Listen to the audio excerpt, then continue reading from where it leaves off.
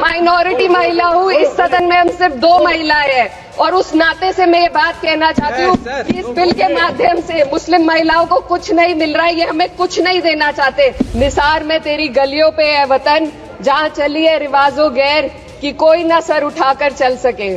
कि अभी ईद की रौनक बुझी भी नहीं थी और हमारी जड़ों पर एक नया फरमान लाया गया।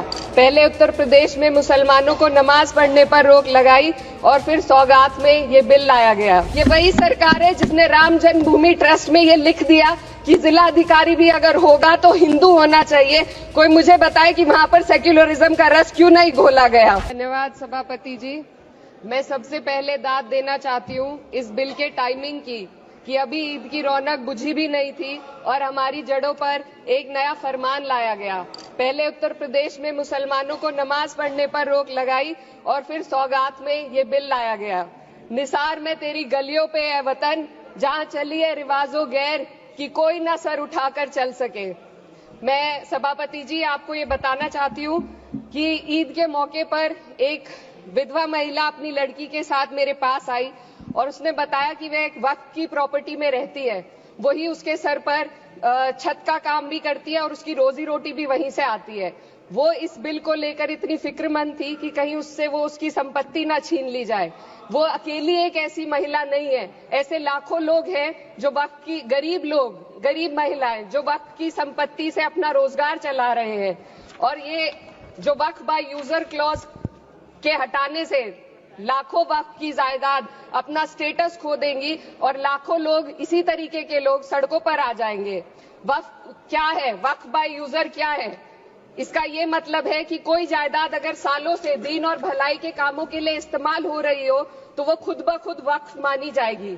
हिंदुस्तान की अदालतों ने भी इस बात को तस्लीम किया है। वक्फ बाय यूजर सिर्फ वक्फ बोर्ड को ही मिली कोई खास सौगात नहीं है, ये बल्कि सभी अन्य धार्मिक ट्रस्टों को परंपरा और यूज के आधार पर बिना किसी डॉक्यूमेंटेशन के धार्मिक चरित्र को डिक्लेयर करने का राइट मिला हुआ है। भारत के संविधान के आर्टिकल 13 क्लॉज 3 में कस्टम और यूसेज को कानूनी वैधानिकता प्रदान करता है। इसी आर्टिकल से वक्फ बाय यूजर भी निकला गया है। इस बिल के कानून बनने पर वक्फ बोर्ड तो इस प्रोविजन से हाथ धो बैठेगा, लेकिन अन्य धार्मिक ट्रस्टों को यह सुविधा जारी रहेगी। इससे भारतीय संविधान के आर्टिकल 14 और 15 का सीधा उल्लंघन है, जो धर्म और जाति के आधार पर भेदभाव और कानून के सामने सभी की बराबरी पर जोर देता है। सर, मैं खुद एक मुस्लिम महिला हूँ, मैं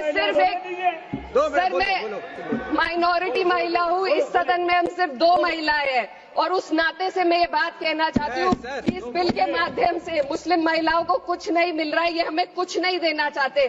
सिर्फ टोकनिज्म हमारे नाम पर बनाकर एक नैरेटिव मीडिया में चलाना चाहते हैं। तो ये बिल मुसलमान की भलाई का नहीं, उनकी पहचान को मिटाने का है।